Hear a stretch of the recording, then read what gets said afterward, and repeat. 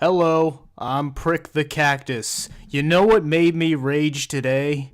Knowingly exposing others to HIV in California is no longer a felony. I'm going to say that again. Get ready, get a Q-tip and swab your fucking ears. Knowingly exposing others to HIV in California is no longer a felony.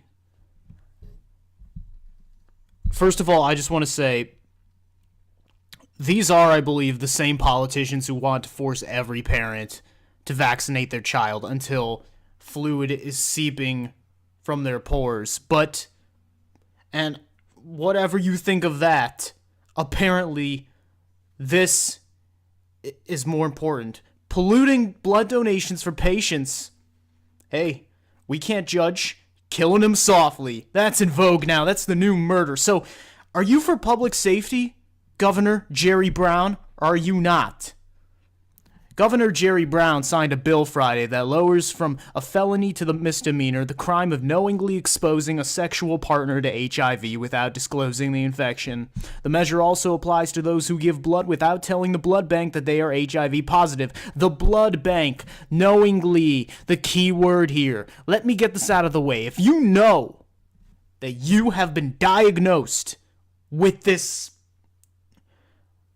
horrible, unimaginable disease, and you donate blood to people who need it to live and put them at risk of it, now, under California law, you get a slap on the wrist. Oh, you naughty boy. Go sit in the corner with the jaywalkers. Today, California took a major step toward treating HIV as a public health issue instead of treating people living with HIV as criminals. You know, if you cared about public health, you would use the full extent of the law to punish those who threaten other people's health. That's kind of how public safety works. Having HIV does not make you a criminal. Nobody's victim blaming. We're just saying, when you knowingly transmit it to others and you don't tell them, you cross the line from living to killing. And I say killing because most people can't afford the treatment for HIV. So that is a death sentence, period. You are giving people a virus. Liberals are always preaching, where's the common sense? Jimmy Kimmel will go on national television for 10 minutes. Common sense on gun control. What's the punchline, Jimbo? You Weasley little puppet. The irony is stupefying. I can't get enough, folks. If the killer makes a loud noise that wakes up your neighbors, with 58 people with gun wounds, then we must change the laws. But if the killer is silent, with maybe a few soft moans as he injects his poison load into your sludge hole, don't you dare discriminate. You let those lepers fuck all they want. Free love. Sorry. As soon as you get HIV, your sex life is over. That's on you. We shouldn't have to put you in a chastity belt. It's something called personal responsibility. Have a seat on the benches. You ain't a player no more. It don't matter if you're gay, straight, trans, or any other depraved lunatic who purposefully infects people's blood. You deserve double AIDS. Once you have AIDS, what's even the proper punishment? And the only thing worse is double AIDS, right? You think jail time is going to teach these freaks a lesson? They're the only criminals who would adjust immediately to prison. Free butt sex? Am I in heaven? Get a syringe and inject more of the virus into them until they fucking die. You act like any infected individual is a victim forever and cannot be subjected to the consequences of their actions. That's bullshit and you know it. Child molesters quite frequently have a history of being molested as children. Does that excuse their behavior? Fuck no, it does not. Here's an example from today.